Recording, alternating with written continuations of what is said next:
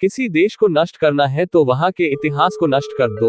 हमारे देश के साथ भी ऐसा हुआ और हो रहा है। हमारे इतिहास में इतनी मिलावट की गई, सच क्या है झूठ क्या, इसे जानना टेढ़ी खीर है।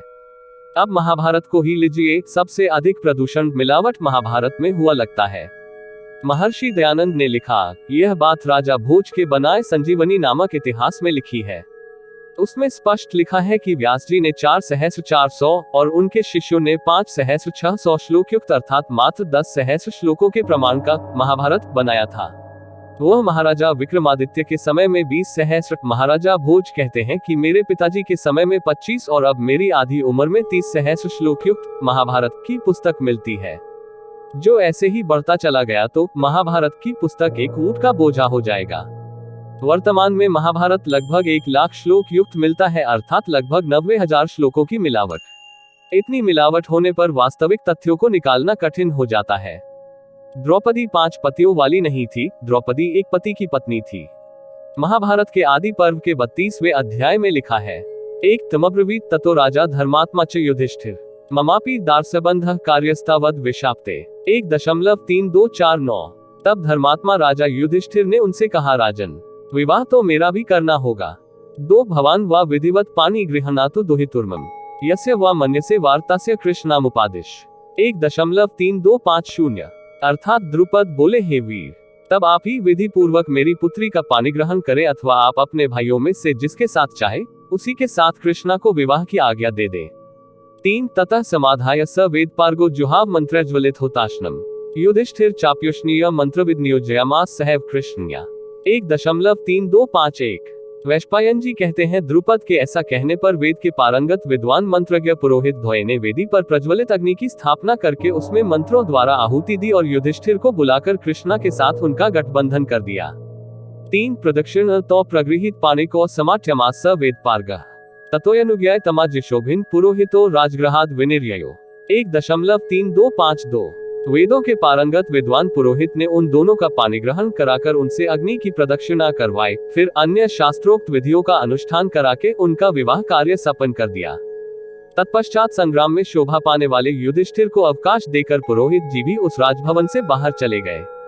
महाभारत के इस पूरे प्रकरण से ज्ञात हो रहा है कि द्रौपदी का पानी ग्रहण अर्थात विवाह संस्कार केवल युधिष्ठिर के साथ हुआ था, अर्थात द्रौपदी का पति युधिष्ठिर ही थे, न कि 5 पांडव।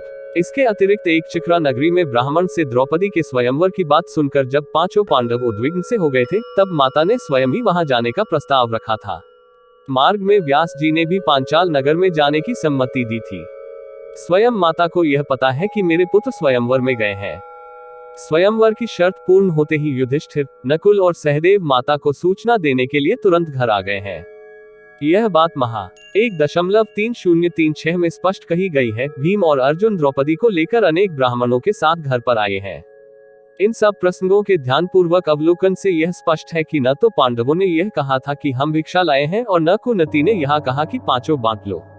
द्रौपदी को 5 की पत्नी बनाने वाला सारा प्रकरण महाभारत में पीछे से मिलाया गया है। द्रौपदी 5 पांडवों की पत्नी नहीं थी।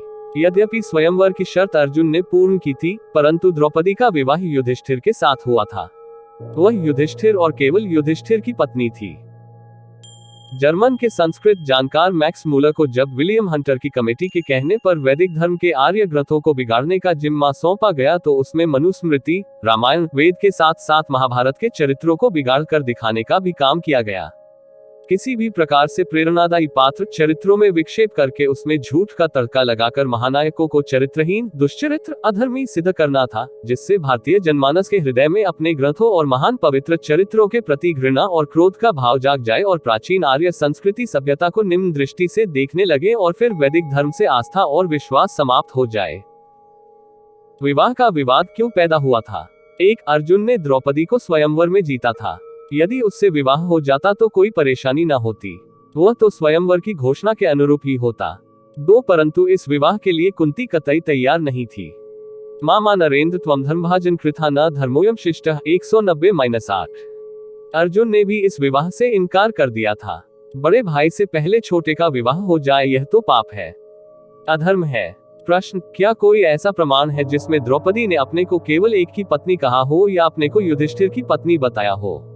उत्तर 1 आशोचित्वम कुतस्य यस्य भर्ता युधिष्ठिरः जानन सर्वाणि डहखानी की मां त्वम परिपृच्छसि।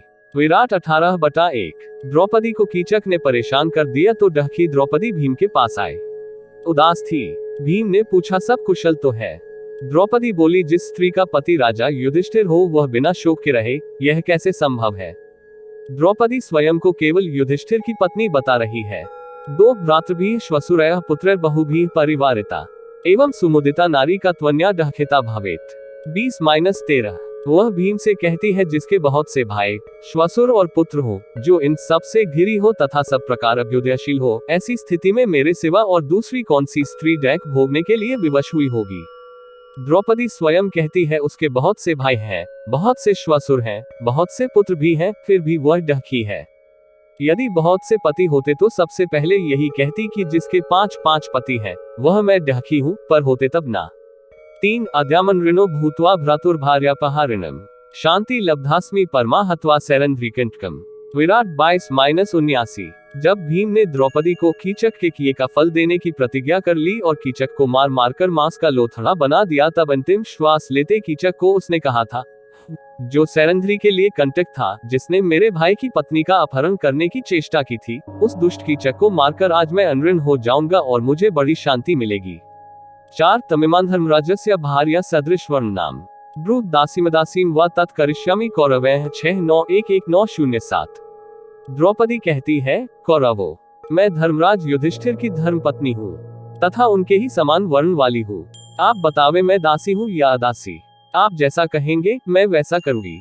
5 कौरव्य कुशली राजा कुंती पुत्रो युधिष्ठिर अच भ्राताश्चास्य यांश्च न्यान परिपृच्छसि 1-2-2-6-7-1-6-9-4। पांडव वनवास में थे। दुर्योधन की बहन का पति सिंधुराज जयद्रथ उस वन में आ गया। उसने द्रौपदी को देखकर पूछा, तुम कुशल तो हो। द्रौपदी बोली, सकुशल हूँ। मेरे पति कुरुकुल रत्न कुंती कुमार राजा युधिष्ठिर भी सकुशल हैं। मैं और उनके चारों भाई तथा अन्य जिन लोगों के विषय में आप पूछना चाह रहे हैं, वे सब भी कुशल से हैं। राजकुमार, यह पग धोने का जल है, इसे ग्रहण करो। यह आसन है, यहाँ विराजिए। द्रौपदी भीम, अर्जुन, नकुल, सहदेव को अपना पति नहीं बताती, उन्हें पति का भाई बताती है। और आगे चलकर तो यह एकदम स्पष्ट ही कर देती है। जब युधिष्ठिर की तरफ इशारा करके वह जयद्रथ को बताती है, एतम कुरुश्रेष्ठतमं वदंती युधिष्ठिर धर्मसुत पतमे 2-7-0-7-1-7-0-1। कुरुकुल के इन श्रेष्ठतम पुरुष को ही धर्मनंदन युधिष्ठिर कहते हैं। ये मेरे पति हैं। क्या अब भी संदेह की गुंजाइश है कि द्रौपदी का पति कौन था? 6 कश्चान्यो भ्रातृभार्या वै विप्रकर्तुं तथार्हति आनेय च सभा व्यक्तम यथोक्ता द्रौपदीं त्वया। 28 अगस्त 2382। कृष्ण संधि कराने गए थे। दुर्योधन को धिक्कारते हुए कहने लगे, दुर्योधन, तेरे सिवाय और ऐसा अधम कौन है जो बड़े भाई की पत्नी को सभा में लाकर उसके साथ वैसा अनुचित बर्ताव करे जैसा तूने किया। कृष्ण भी द्रौपदी को दुर्योधन के बड़े भाई की पत्नी मानते हैं। द्रौपदी का केवल एक ही पति था, युधिष्ठिर। उनका नाम पांचाली इसलिए था क्योंकि वो पांचाल नरेश की पुत्री थी, न कि 5 भाइयों की पत्नी। इसके अन्य प्रमाण भी महाभारत में हैं। अगर आपको हमारी वीडियो पसंद आए तो कृपया चैनल को सब्सक्राइब करें, वीडियो पर कमेंट, लाइक करें, शेयर करें।